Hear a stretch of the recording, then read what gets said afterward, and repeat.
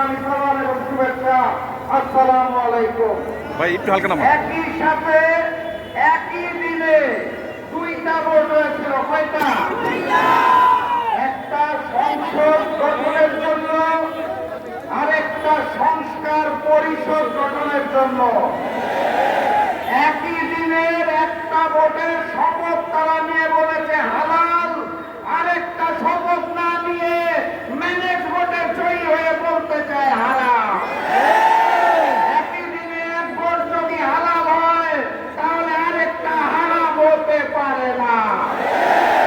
70% জনগণের হ্যাঁ ভোটের রায়কে যারা অস্বীকার করে বেইমানি করতে চায় তাদের স্থান এই বাংলার মর্যাদা হবে না। যাই বলা হয় তারা একটা শব্দ শুনিয়ে দেয়, কি সেটা? সংবিধান। সংবিধান উচ্চারণ করতে গেলে শেষে আসে ধান। তারা ভেবেছে এটা বোধ হয় ধানের শীষ, এই কারণে বারবার বলে সংবিধান। এটা হয়েছে নির্বাচনের আগে নিকৃষ্ট স্লোগান দিত, বিধানী লাগারে লাগা ধান লাগা। ওই ধান নয়, এটা ৭২-এর মুজিববাদী সংবিধান, যা